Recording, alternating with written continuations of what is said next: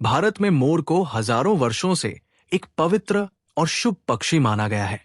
संस्कृत ग्रंथों से लेकर भारतीय कला, साहित्य और स्थापत्य तक मोर की महिमा हर जगह देखने को मिलती है। ऋग्वेद और अथर्ववेद में मोर का उल्लेख मिलता है, जहां इसे मयूर कहा गया है।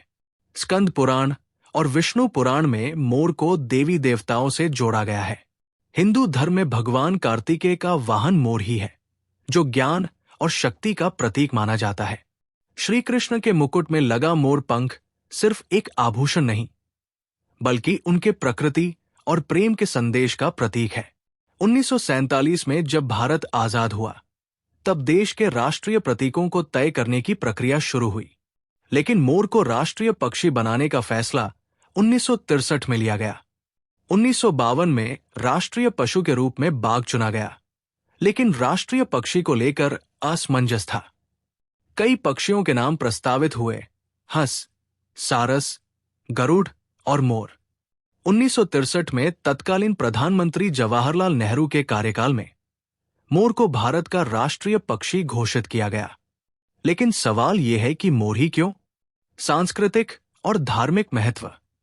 भारत की परंपराओं, मंदिरों और ग्रंथों में इसकी व्यापक उपस्थिति, अद्वितीय सुंदरता, मोर का नृत्य और रंग बिरंगे पंख इसे अद्भुत बनाते हैं। भारत में व्यापक रूप से पाया जाता है। भारत के लगभग हर हिस्से में मोर मिलते हैं, जिससे ये पूरे देश का प्रतिनिधित्व करता है। गौरव और सम्मान का प्रतीक मोर को भारतीय संस्कृति में एक उच्च स्थान प्राप्त है।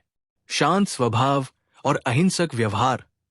मोर मांसाहारी पक्षियों की तरह हिंसक नहीं होते, जो भारतीय संस्कृति के अहिंसा सिद्धांत से मेल खाता है। राष्ट्रीय पक्षी घोषित होने के बाद मोर को भारत में विशेष कानूनी सुरक्षा भी दी गई। 1972 का वन्यजीव संरक्षण अधिनियम मोर को शेड्यूल 1 प्रजातियों में शामिल किया गया, जिससे इसके शिकार और व्यापार पर प्रतिबंध लगा दिया गया। मोर संरक्षण के प्रयास। कई अभयारण्यों और राष्ट्रीय उद्यानों में मोर की सुरक्षा सुनिश्चित की जा रही है। पर्यावरणीय चुनौतियां।